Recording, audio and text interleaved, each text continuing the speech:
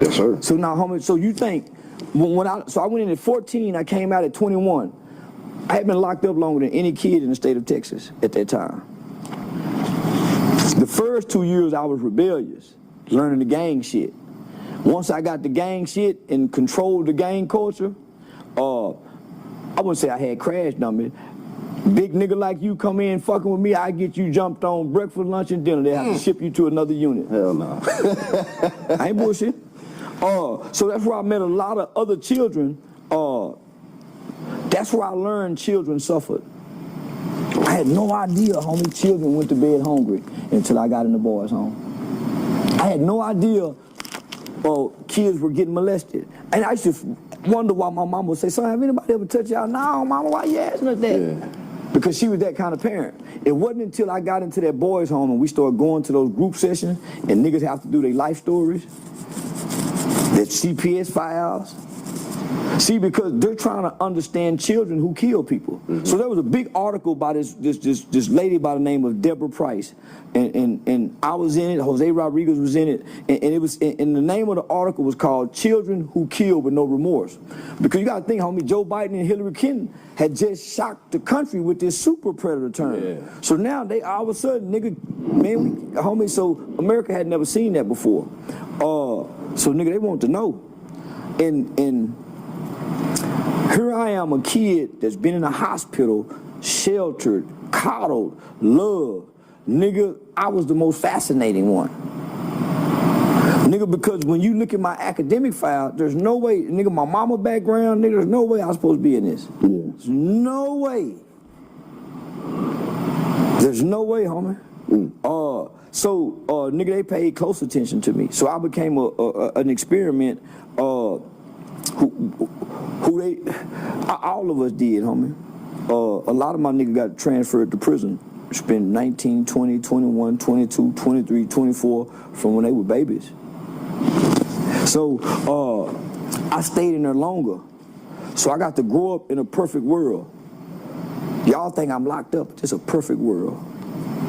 Yeah, I never looked at it like that. It was a perfect world because they created this program to be this. So we had a two-parent home. We had staff members who wasn't called juvenile correction officers because they're running an experiment. They changed the term, house parents. I know you. They could hug us, take us off campus. It wasn't until the last 2 years of my stay that it started becoming punitive. It started becoming punitive as punishment, incarceration, and locked up. That's when it started changing.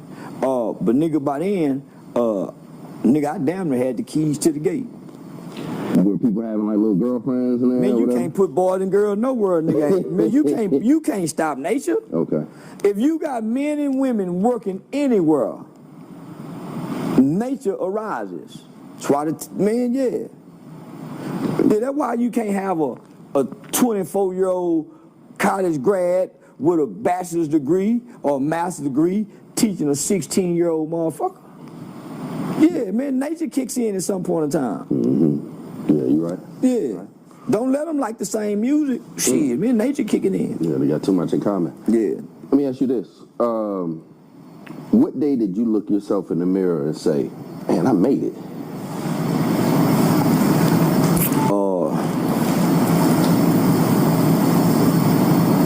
I had been telling, my brother had came home from prison. This was after he came home? Yeah. So homie, you know, I'm doing shit, homie, it's surreal. So it don't sit in on you. Okay. Because you don't move out your city. So when you become famous or rich or whatever, if you stay in your city, they're gonna remind you, nigga, I remember when you, boy, they're not gonna let you be what you've become. Okay. Oh man, don't go to acting funny now. So their perspective on you is gonna change with envy. They don't know why they feel like this, so their response and reaction to you won't allow you to be real. They won't remind you, nigga, just because you don't win got that money, nigga, I remember you, that's only in your hometown. That's why the Bible says a prophet has no honor in their own hometown. So if you where you from and everybody love you, you not the prophet. It's the dislike motherfucker that got to go and come back to be liked. That's why most folk gotta leave and they city have to be the last stop on the tour for them to get the love. They gotta go watch other people love you. And that's what happened with me.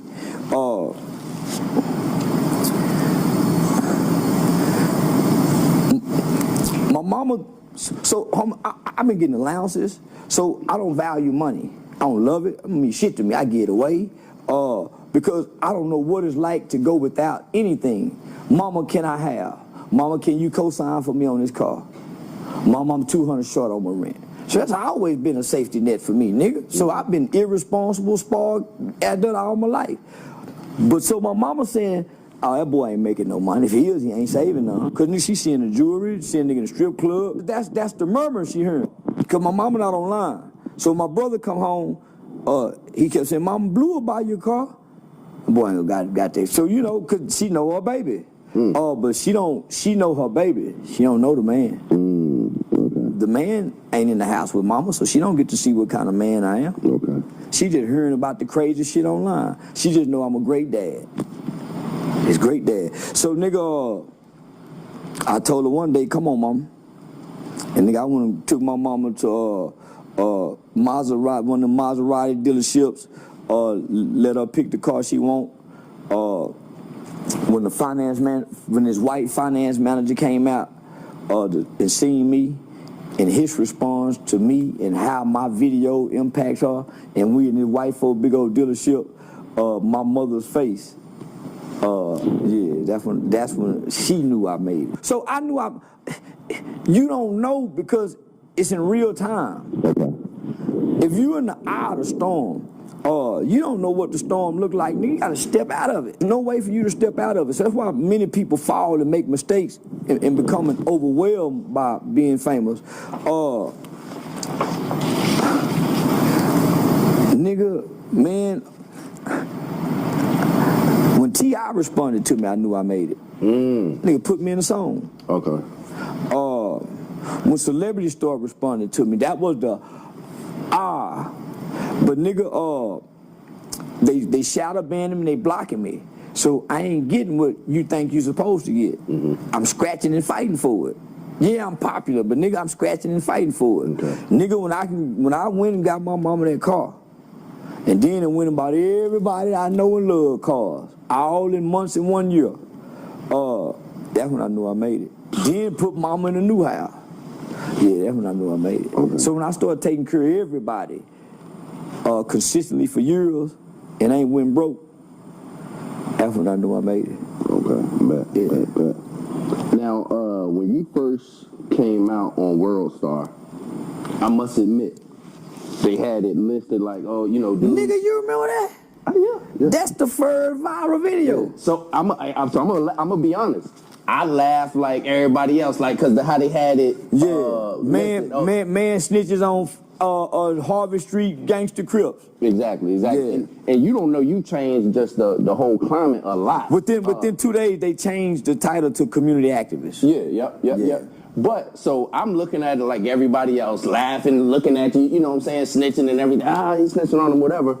But then like you know what made me do that?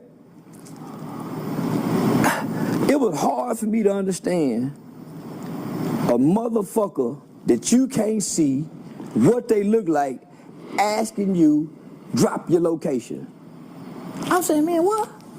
You want me to tell you where I'm at, nigga? Everybody in the city know where I be every day. Nah, where you at, bitch ass nigga? Let's meet up. It's where you at? So I'm saying, man, you niggas just want to, who doing that? A nigga can ambush you. And y'all just go shoot up anybody's house. Y'all, meet me at the police station. I drove to the police station. And what I started realizing from that moment on, the biggest and the baddest ass nigga in the black community is afraid of the police. That's what make the boogeyman run off. Nigga, I started studying, I call the police on you niggas. That reaction became my gun. The fact that I etched in the minds of killers and gangsters Because that was my only audience that I would disrespect. I wouldn't disrespect nothing that nobody's not afraid of. I target those guys because I started seeing my weapon was better than theirs and I ain't got to have a gun. The fact that they know I call the police. I will beat your bitch ass. You ain't do nothing, call the police, old police ass nigga. That was their excuse of not to harm me. So psychologically, I go to playing mind games again. I took on the mantra. Started branding police, talking, nigga, psychologically, them niggas are afraid to attack me.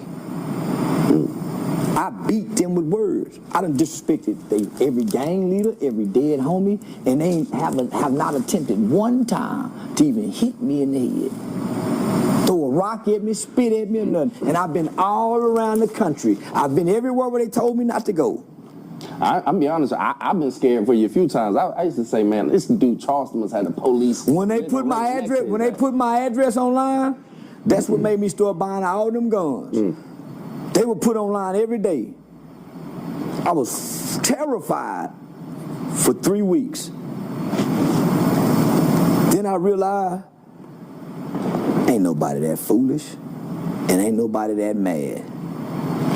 If you was terrified, you never let nobody see it. I'll tell you that. I would have stopped, because I ain't no fool. Okay. If I'm really terrified. Yeah.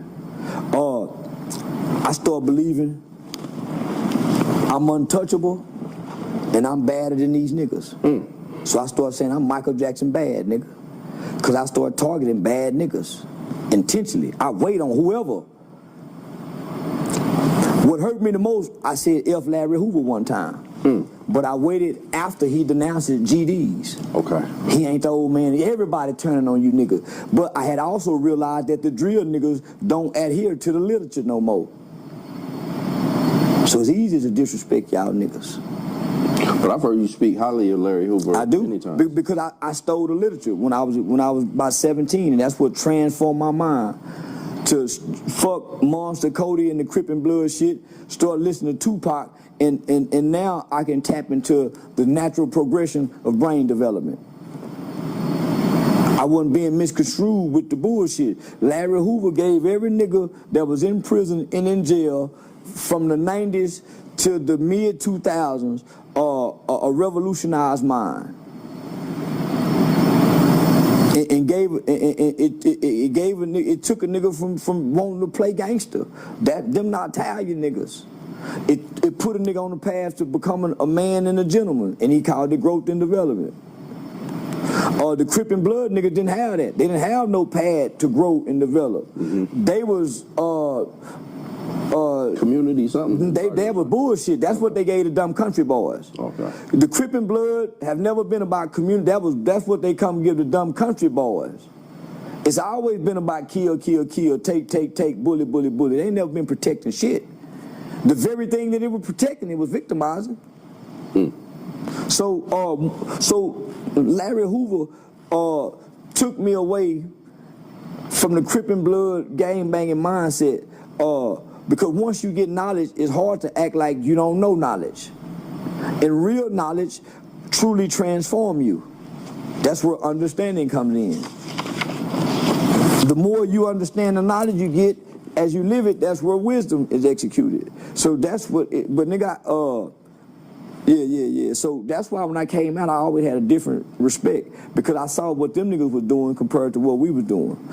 They had structure, they had discipline. All the Crippin' Blood niggas would crash out. Them niggas trying to go get in class. The Crippin' Blood niggas, domino motherfucker, they don't want to learn nothing. So they come out stupid in the motherfucker. So, and then I stopped liking groups.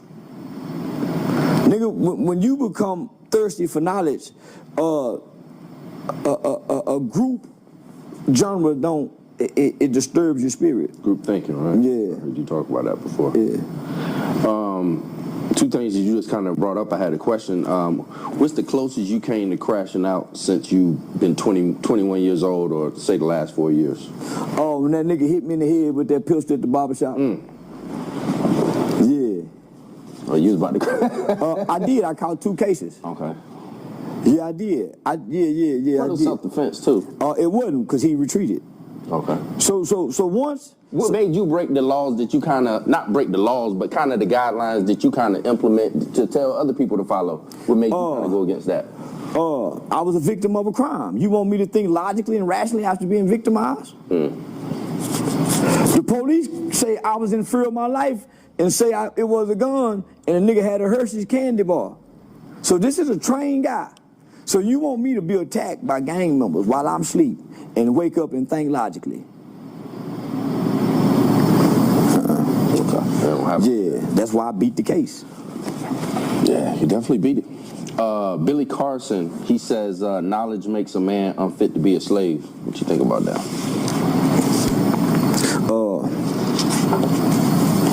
That's why they ran. There's one slave in particular mailed himself to freedom. Yeah, he's smart. Knowledge. Yeah. For sure. Matter of fact, that's one thing. Why you think they would kill a nigga if he knew how to read? Why you think they had laws in place for you to know not to read? Because that's where you'll get your knowledge from. So why do you think they put everything in cursive writing and in words that you don't know out the dictionary, meaning law? You don't know law, so you're still a slave. You don't have the knowledge of the white man's law, so you're still a slave. His laws is what made you a slave. His laws is what gave you rights. His laws is what gave you your freedom. Don't you know his laws can take them back, nigga? You're not participating in this game.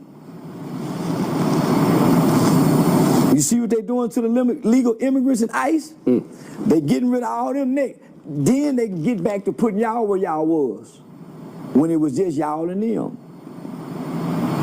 You don't know his law. How you go beat him, slave? All the slaves who knew his law got their freedom and owned other slaves by knowing the law. I've been beating them because I know the law, nigga. So I know you went to law school. If you would have finished law school, what type of lawyer do you think you would have become? Defense lawyer? A prosecutor. Oh. Putting them niggas' ass in jail. I would have started out trying to defend niggas. But once you go to defending niggas, you learn that you're on the wrong side of the goddamn law. Because you got to fight to defend niggas. Who you got to fight? Them. And them. They ain't gonna give you all your money as the lawyer.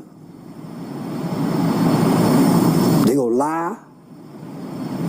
So no, nigga, you're better served over there.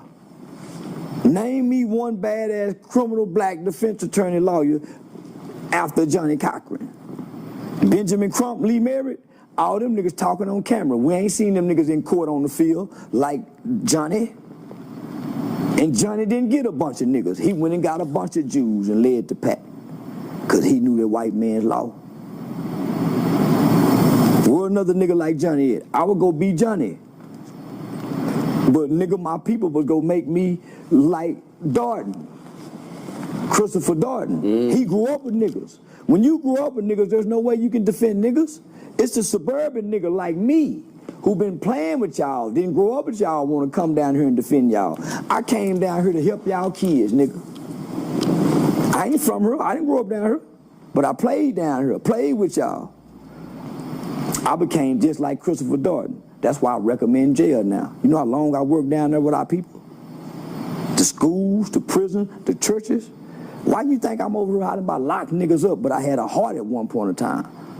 My biggest enemy was the people I was helping.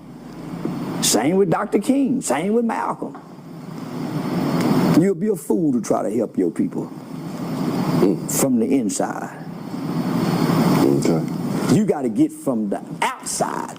Go outside of your people. Get away from them. It's the only way you can help them. But if you think you got a business and in it teaching school down there, you can't help them.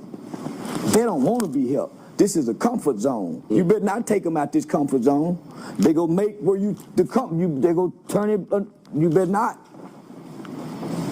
You got to get away from them and go sit by a door and play spook, and don't go back down there because they go kill you like they did Dolph if you try to help them out of envy and jealousy. So nigga, once I learned that, my nigga, Because there's nepotism amongst black people. There's crumbs is being dropped down on the black floor. And all of those at the top, your black pastors, your bourgeois, your elite, the nepotism is who I know, not us. Ain't no more FUBUing in black people mind. It's nepotism. Okay, helping your own family. Yeah, your cousin, your mama and them. That's why all the people who you know get the grant money because they know such and such. And the person we know that's really doing it, that don't know nobody, yeah. Okay. Yeah, so once I peep that play, homie, I can help us better over here with Trump now. Okay. Yeah. I know at one time you said you didn't want to have more than $20 million. Is that right? That's too much. That's too much. That ain't changed? No, that ain't changed. That ain't changed. You know, nigga, I'm gonna be a motherfucker with 20 million. Yeah, I'm gonna think I'm a god. Yeah, I'm gonna have a god-like complex. So what you think you would be doing differently with 20 million? I might even turn on my mama's god. With this mind, 20 million, you see what Kanye, he going crazy, homie.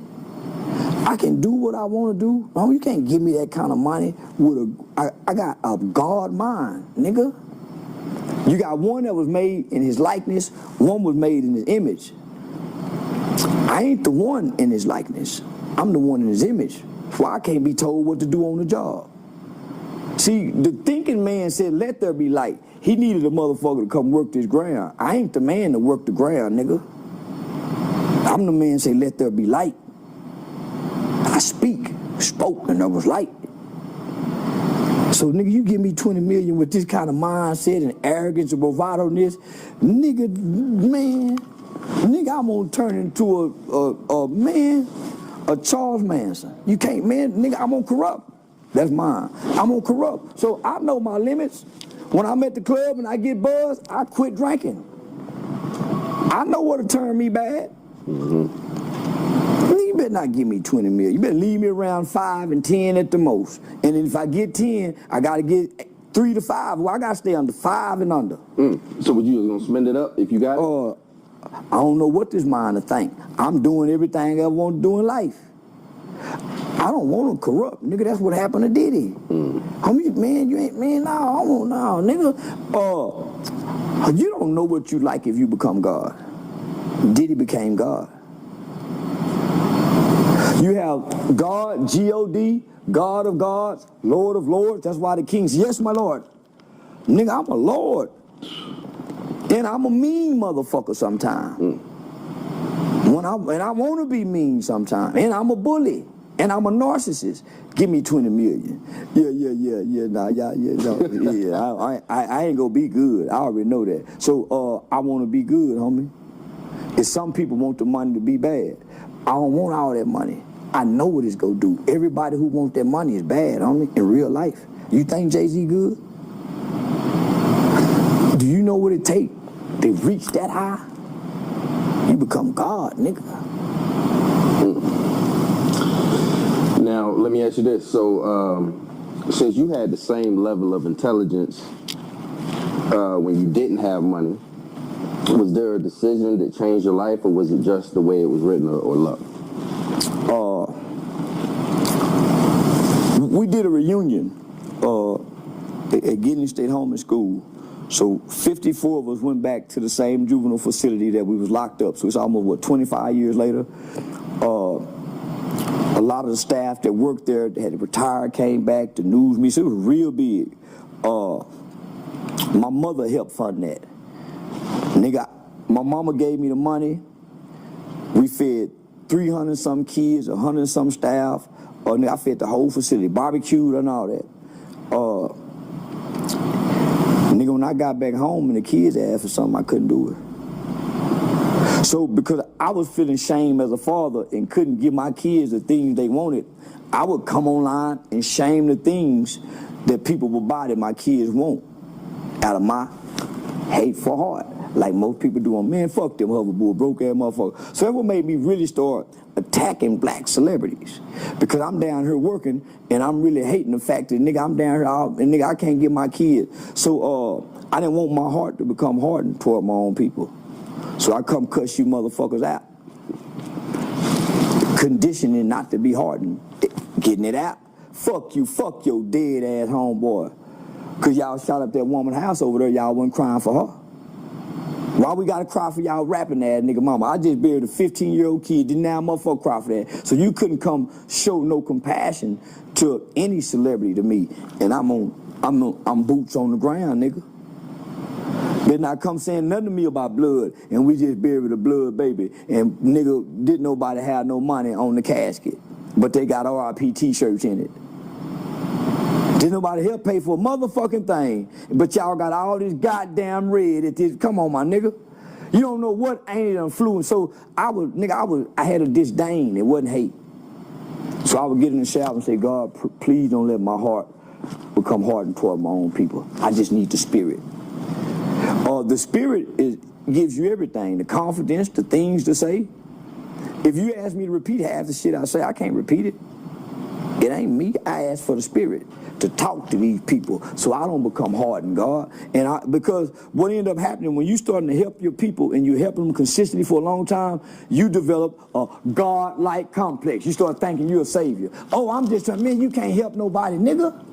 All you can do is give them what they need while you encounter them. They got to go back to the same house where that man fucking them at. Pretty mama, so you can't save nobody. I'm not the savior. Once I got that concept, man, fuck these kids. That's how my mama lost me and my brother, trying to help the family and all these other foster kids.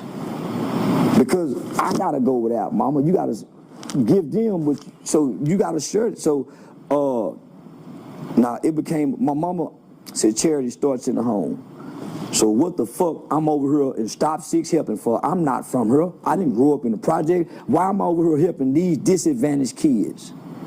Let me go start in the home. And starting in the home is where I learned monetization. So I say, fuck the community. Fuck the community. Fuck I look like dying broke. Dr. King was dumb. A wise man stores up an inheritance for his children's children. His children's poor. All they got is the Bible, and Dexter want to sell that motherfucker. Malcolm X kids resent black people. They daddy gave us all this motherfucking time. That little girl with 4 or 5 years never got to know her daddy because he was giving it to us and get killed. And look at black people. I didn't want to be that nigga. I didn't want to be like Mahatma Gandhi. All them niggas died broke. I wanted to be a wise man. So nigga, I started focusing on, man, I'm worried about me and my baby. So I'm very selfish now. Oh, he don't care no more. Show no. Fuck, I wasted my motherfucking time. It felt good to me. Cause I was walking in purpose. But nigga, that's not effective to come talk to kids, spend 2 hours with kids, and they go right back into the same conditions. It was good for them. By the time they get home, they done killed whatever hope you done gave them. The conditions. So if you can't change the conditions, you just pacifying for the day. So you don't think there's no need? It ain't no need. You can't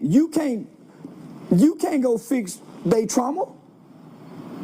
You trying to fix the community, but the community don't need fixing. The household do. So you can't go in there and fix the household. You can't get their mama no job. You out here getting this motherfucker what you think they need, and this motherfucker need a bed to sleep on, an air mattress. This motherfucker on the floor. This motherfucker needs 7 weeks of panties, 30 days worth of clean socks. That's unfathomable for a black poor motherfucker. 30 days of clean socks. Do you know what that'll do to a kid's confidence level? So man, you getting this motherfucker backpacks. Man, this motherfucker need hygiene products. They barely got soap, toilet tissue. So if you can't start from the bare minimum of the conditions, you doing it for the money and because it feel good to you. You ain't doing it for them. So the best way to help is to provide those types of products? Stop looking at people you don't know. Start looking at the people in your circle. That's where it started. You got kids. You got somebody know somebody fucked up that you know. Why you bypassing all the people you know, your cousins, your aunties and them, to go do it with other people? That's how I know you playing. Call a family reunion and start there. There's some cousins don't like this cousin, grandmama don't like that great baby, these two sisters. That's how you gonna go fix all this and you and your family fucked up. And now you and your wife ain't talking today, but you talking about fix the community.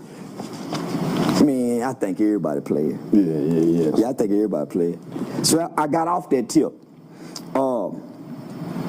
I was just needing to find me. And that was just a process in the path for me to find me. Okay. You found yourself now? Yeah. Okay. It's a little off subject. Would you do 30 days for Dewberry or OG Sane? Hell no. I wouldn't do 30 days for my son.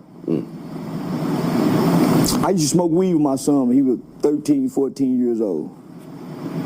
So we go buy weed together. Great bonding experience at the farm. Come on, Mill. Leaving the spot, I had a warrant. The police pulled us over.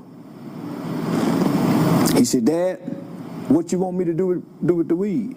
I said, keep it in your pocket, nigga. I got mine in my pocket.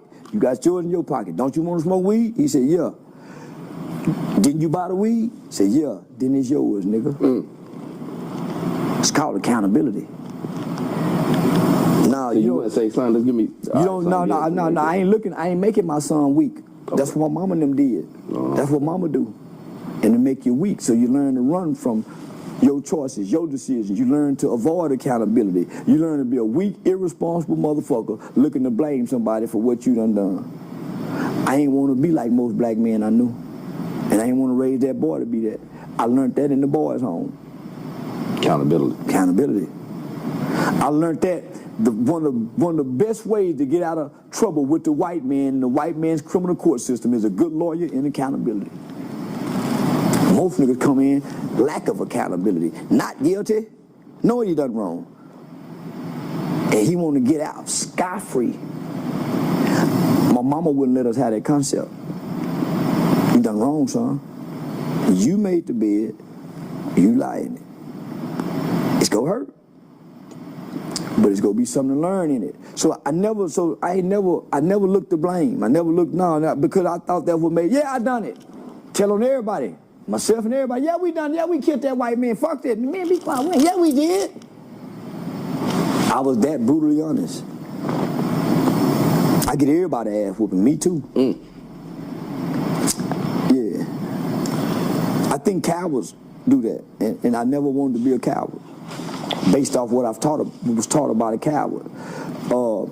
Niggas who won't snitch and hold the truth is cowards to me. Yeah, I heard you say that. It's a kid coward. Yeah. Nigga, why we all gotta suffer when you done this? Exactly. And you a coward, nigga. So I think I was taught right. And I was warned about today in the 80s. And I didn't know, they said there's gonna come a time that people are gonna look at right and say that's wrong, and look at wrong and say that's right. So I'm gonna get on females a little bit. We're gonna play a little game. Okay. Right? First off, I'm just ask you a question. Does Charleston White have a type? Light skin, dark skin, big booty, little booty, you know what I'm saying? Is there a type? Nah, I ain't got no type. I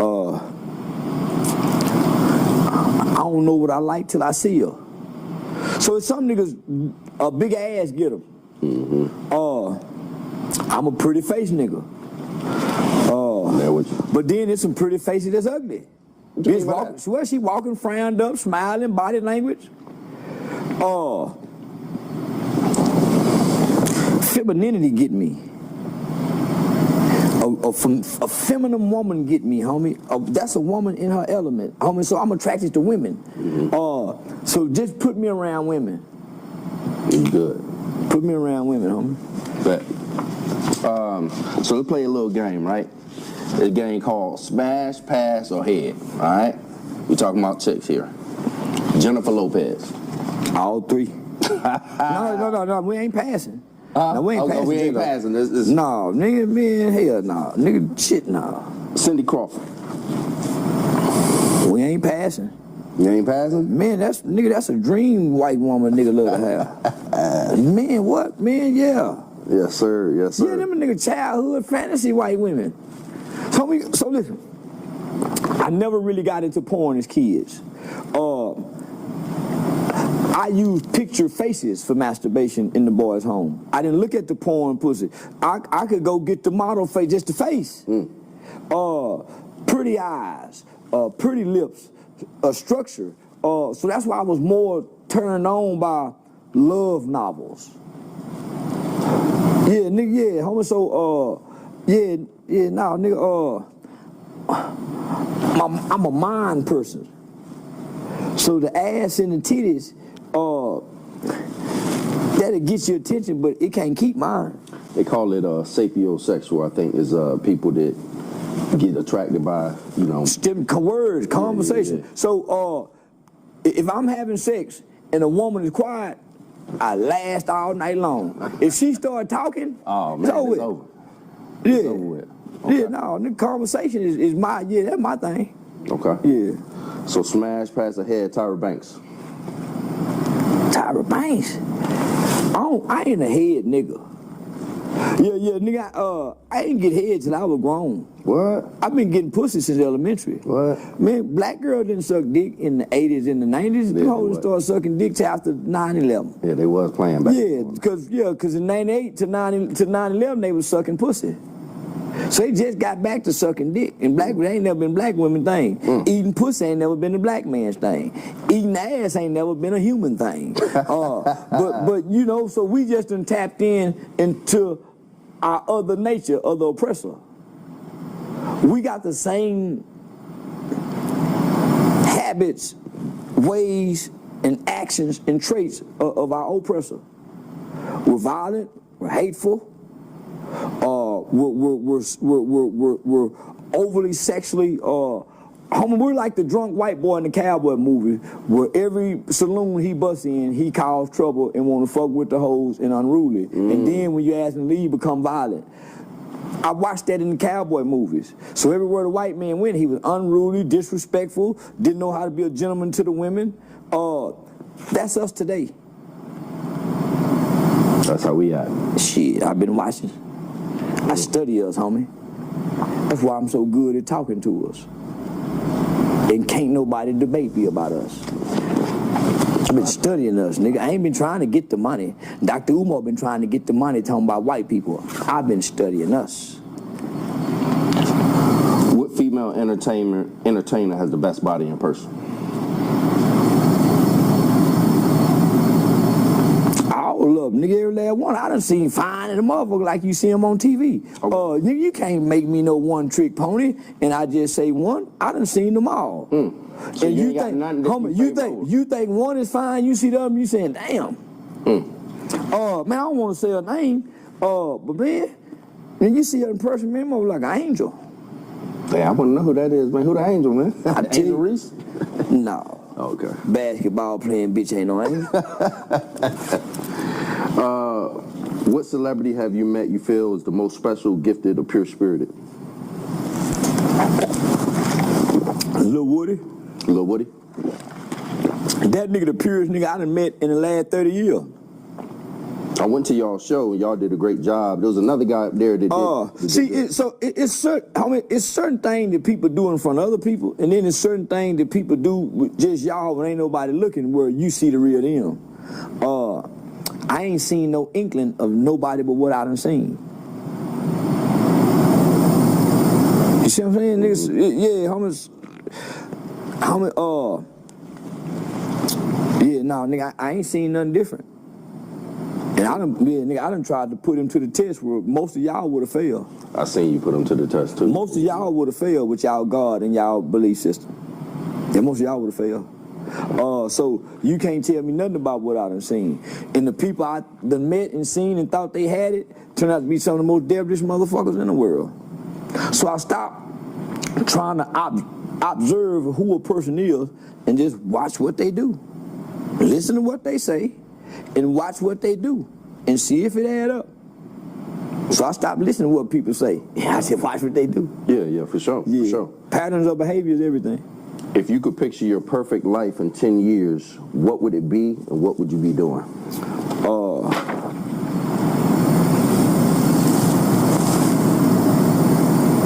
In 10 real. Somewhere preaching. Got my own church preaching. Church full of hoes. Church full of hoes. You serious? Dead serious. Okay. Don't you know the preacher is like the king in the Bible who has the first lady, which is the queen? Okay. Every woman in that church is his spiritual concubine. She ain't in there with her husband. These are women who come to, this is their mini God. And my grandmama always told me is, if you want to know how much a woman like you, try to get her money.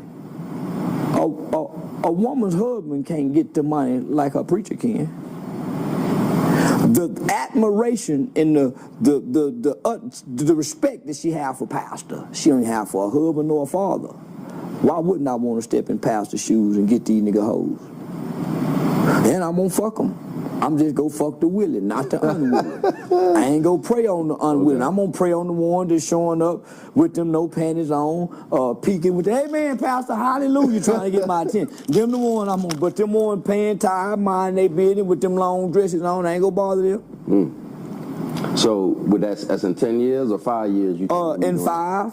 5? Yeah, Save a Hoes Baptist Church. Okay, let's go. You know why? Hoes are important to God's ministry. That's why he put one with Jesus, the Savior. He didn't put a woman, a lady put a whore, and highlighted her.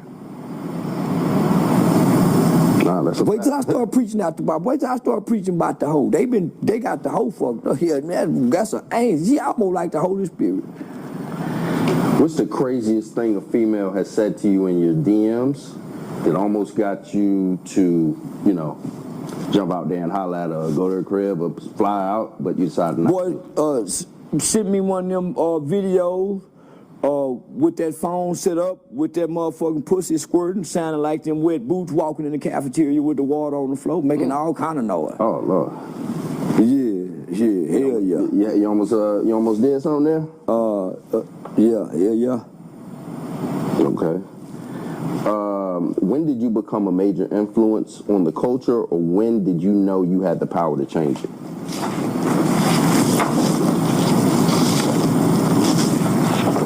I still don't know. Yeah, I can't see what y'all see. Okay. Because you're looking from the inside out versus outside in. I still don't know, nigga. And I'm just talking. Nigga, I ain't impacting nobody. Because, nigga, I can't see no change from this point of view. You definitely have impacted people. I don't have the passion no more. Now it's all entertainment for me. Okay, I bet. So I'm saying at this point, yeah, I'm saying some real shit, but I'm just answering questions. I don't know, homie. I never know. The most impactful thing that you said to me, because even though I'm a grown man, it had an effect on me, was you can't kill somebody for what they say. Not to say I'm a killer, because I'm not. Yeah. But in your mind, you know how we'd be thinking, oh, I do this, I do that. You know what I mean? When I was listening to you speak, I was like, damn, man, he's telling so much truth. You know what I mean? Like, you just can't hurt somebody. You didn't kill that nigga that your sister said slapped her. Most of us had sisters that been in blue. You ain't killed them nigga. Mm-hmm. You ain't killed them nigga that killed your nigga. You done found a reason to get him a pass. Mm-hmm. So why would I believe I would be killed for the things that I say? Mm-hmm. When I was talking to white people, I believed it. Because when I made white people mad, they put it at, they're gonna react. You say things to offend white people and you acting like you mean it, they're gonna respond. That's why I quit talking to white people and start picking on you weak ass niggas. I feel safe over here. Y'all think I'm dangerous. Homie, I wanna live.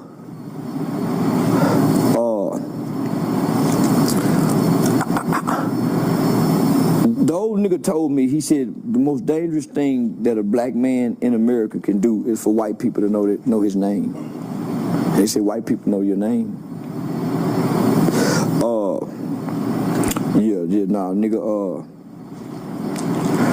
every now and then I get beside myself and say something to Massa, and he remind me that, nigga, you by yourself brave. You know what we do to the baddest one, don't you? And I turned right back around and said, nigga, fuck y'all dead baby. And he'll let me say whatever to y'all. And I'll say whatever to y'all. Because I know y'all ain't gonna do shit as violent as y'all is toward one another. I know they'll kill me with the knowledge and information that I have because they taught me. Y'all don't know how smart I am. They do. They don't know how, niggas don't know how dangerous I am. They one eye small, they know. It's your voice to make you dangerous, though. I know weapons, nigga. I have knowledge of guns and weapons. Black liberation. They taught me how to work guns and what guns is this. And I mimic them, nigga. I don't buy guns niggas buy. I ain't got no switch.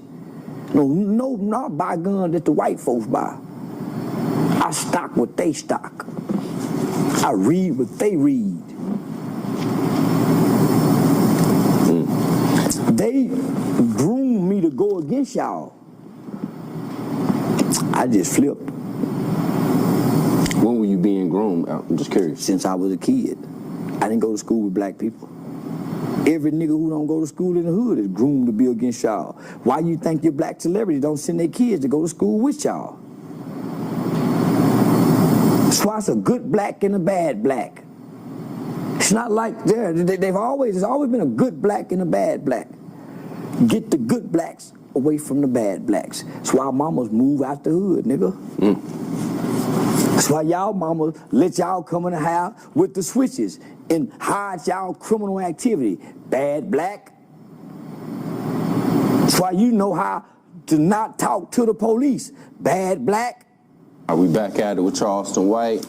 Charleston, I always hear you talk about, becoming a man and the difference between a man and, someone that's not a man. When did you feel like you really became, not to say, you're a man, of course, you're a male, but when did you become the man that you are today?